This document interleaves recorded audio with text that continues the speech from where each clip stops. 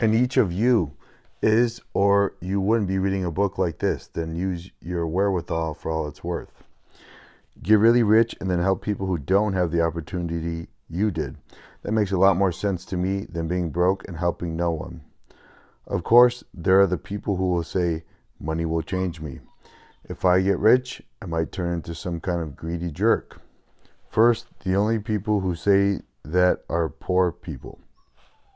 It's just another justification for their failure, and it comes from just another one of the many inner weeds in their financial garden. Don't buy it. Second, let me set the record straight. Money will only make you more of what you already are. If you're mean, money will afford you the opportunity to be meaner. If you're kind, money will afford you the opportunity to be kinder. If you're a jerk at heart with money, you could be jerkier. I know there's no such word, but if you were a real jerk, you'd find a way. If you're generous, more money will simply allow you to be more generous. And anyone who tells you different is broke. So what to do? How do you become a good receiver? First, begin to nurture yourself. Remember, people are creatures of habit, and therefore you have to consciously practice receiving the best life has to offer. One of the key elements in the money management system we teach in the Millionaire Mind Intensive Seminar is having a play account where you get to blow a designated amount of money of things that nurture you and allow you to feel like a million. The idea of this account is to help you validate your worthiness and strengthen your receiving muscle. Second, I want you to practice going crazy with excitement and gratitude anytime you find or receive any money. It's funny. When I was broke and I saw a penny on the ground, I would never stoop so low as to pick up a lowly penny. Now that I'm rich, however, I pick up anything that even looks like money, and then I give it a kiss for good luck and declare out loud, I am a money magnet. Thank you, thank you, thank you. I don't stand there judging the denomination.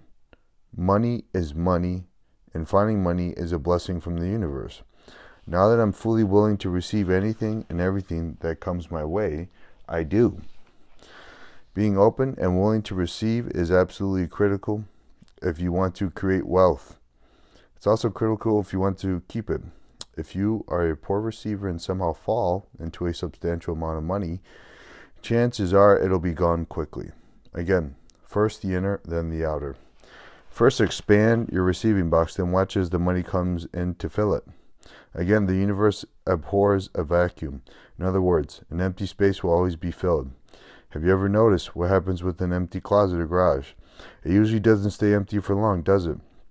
Have you also noticed how strange it is that the time taken for any task will always be equal to the time given? Once you expand your capacity to receive, you will. Also, once you become truly open to receiving, the rest of your life will open up. Not only will you receive more money, but you'll also receive more love, more peace, more happiness, and more fulfillment. Why?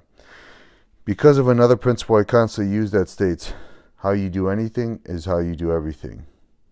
The way you are in one area is usually the way you are in all areas. If you've been blocking yourself from receiving money, chances are you've been blocking yourself from receiving everything else that's good in life. The mind doesn't usually delineate specifically where you are a poor receiver. In fact, it's just the opposite. The mind has a habit of overgeneralizing and says, the way it is the way it is, everywhere and always. If you're a poor receiver, you're a poor receiver in all areas. The good news is that when you become an excellent receiver, you'll be an excellent receiver everywhere, and open to receiving all that the universe has to offer in all areas of your life. Now, the only thing you'll have to remember is to keep saying thank you as you receive all of your blessings. Declaration. Place your hand on your heart and say, I am an excellent receiver. I am open and willing to receive massive amounts of money into my life. Touch your head and say, I have a millionaire mind. Have you ever heard this advice? Go to school, get good grades, get a good job, get a steady paycheck, be on time, work hard, and you'll live happily ever after? I don't know about you, but I'd sure love to see the written guarantee on that one. Unfortunately, this sage advice comes directly from the Book of Fairy Tales, Volume 1, right after the Tooth Fairy story. I'm not going to bother debunking the entire statement. You could do that for yourself by checking your own experience and the lives of everyone around you. What I will discuss is the idea behind the steady paycheck. There's nothing wrong with getting a steady paycheck, unless it interferes with your ability to earn what you're worth. There's the rub. It usually does. Poor people prefer to be paid a steady salary or hourly wage. They need the security of knowing that exactly the same amount of money is coming in at exactly the same time, month in, month out. What they don't realize is that this security comes with a price, and the cost is wealth. Living based in security is living based in fear. What you're actually saying is, I'm afraid I won't be able to earn enough based on my performance. So I'll settle for earning just enough to survive or to be comfortable. Rich people prefer to get paid based on the results they produce. If not totally, then at least partially.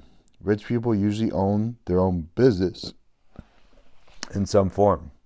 They make their income from their profits. Rich people work on commission or percentages of revenue. Rich people choose stock options and profit sharing in lieu of higher salaries.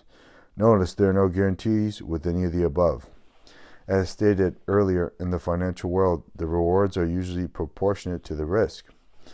Rich people believe in themselves. They believe in their value and their ability to deliver it. Poor people don't, and that's why they need guarantees. Recently, I dealt with a public relations consultant who wanted me to pay her a fee of $4,000 per month. I asked her what I received for my $4,000. She replied that I'd see at least $20,000 of coverage per month in the media. I said, what if you don't produce those results or anything close to it? She answered that she would still be putting in the time, so she deserved to get paid. I replied, I'm not interested in paying for your time. I'm interested in paying you for a specific result. And if you don't produce that result, why should I pay you? On the other hand, if you produce even greater results, you should get paid more. Tell you what, I'll give you 50% of whatever media value you produce. According to your figures, that would mean paying you $10,000 per month, which is more than double your fee. Did she go for it? Nope. Is she broke? Yep. And she will be for the rest of her life, or until she figures out that to get rich, you will need to be paid based on results. Poor people trade their time for money. The problem with this strategy is that your time is limited. This means that you invariably end up breaking wealth rule number 1, which states, never have a ceiling on your income. If you choose to get paid for your time, you're pretty much killing your chances for wealth. This rule also applies to personal service businesses where, again, you generally get paid for your time. That's why lawyers, accountants, and consultants who are not yet partners in their firm and therefore don't share in the business profits make a moderate living at best. Suppose you are in the pen business and you get an order for 50,000 pens. If this were the case, what would you do? You'd simply call your supplier, order 50,000 pens, send them off, and happily count your profits. On the other hand, suppose you're a massage therapist and you're fortunate enough to have 50,000 people lined up outside your door, all wanting a massage from you. What do? You kill yourself for not being in the pen business? What else can you do? Try explaining to the last person in line that you may be running a little late, as in their appointment is Tuesday at 3:15, 4 decades from now. I'm not suggesting there's anything wrong with being in a personal service business. Just don't expect to get rich anytime soon unless you create a way to duplicate or leverage yourself. At my seminars, I often meet salaried or hourly wage employees who complain to me that they're not getting paid what they're worth. My response is, in whose opinion? I'm sure your boss thinks you're getting compensated fairly. Why don't you get off the salary treadmill and ask to be paid based fully or partially on your performance? Or if that is not possible, why not work for yourself? Then you know you're making exactly what you're worth. Somehow, this advice doesn't seem to appease these people, who are obviously terrified of testing their true value in the marketplace. The fear most people have of being paid based on their results is often just a fear of breaking out of their old conditioning. In my experience, most people who are stuck in the steady paycheck rut have passed programming that tells them that it is the normal way to get paid for your work. You can't blame your parents. I guess you can if you're a good victim. Most parents tend to be overly protective, so it's only natural for them to want their kids to have a secure existence. As you probably already found out, any work that doesn't provide a steady paycheck usually produces the infamous parental response, "What are you going to get? When are you going to get a real job?" I remember when my parents asked me that question. Thank goodness my reply was hopefully never. My mother was devastated. My father, however, said, "Good for you. You'll never get rich working on straight salary for someone else.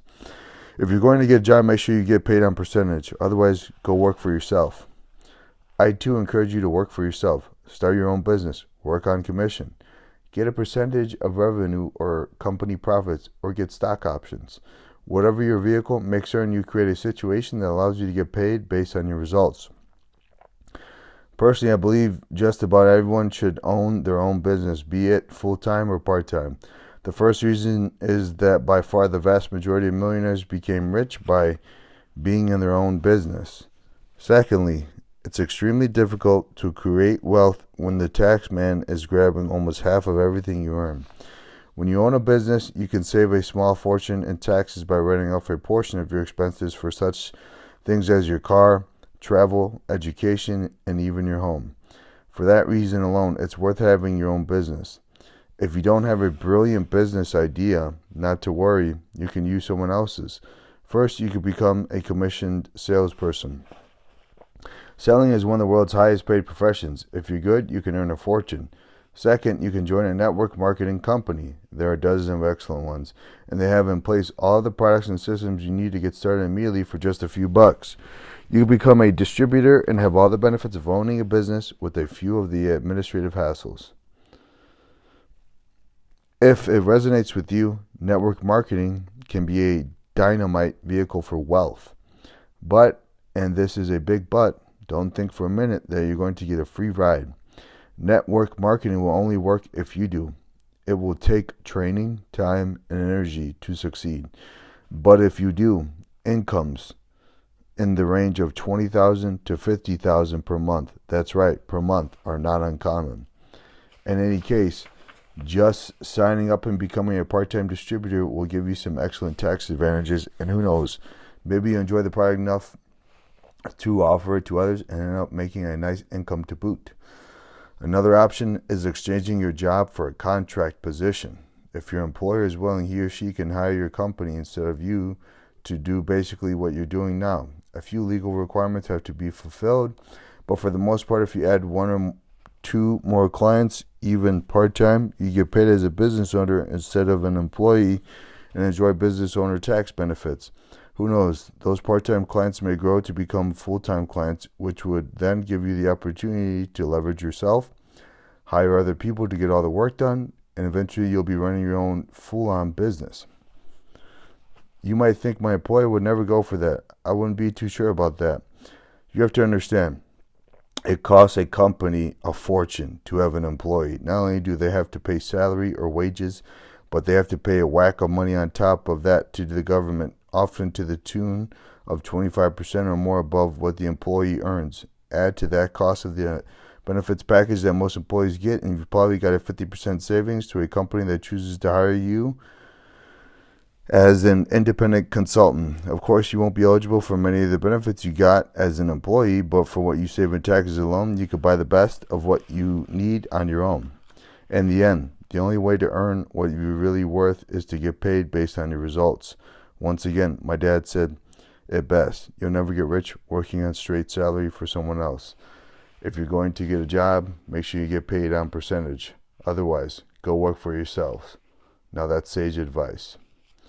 Place your hand on your heart and say, I choose to get paid based on my results. Touch your head and say, I have a millionaire mind.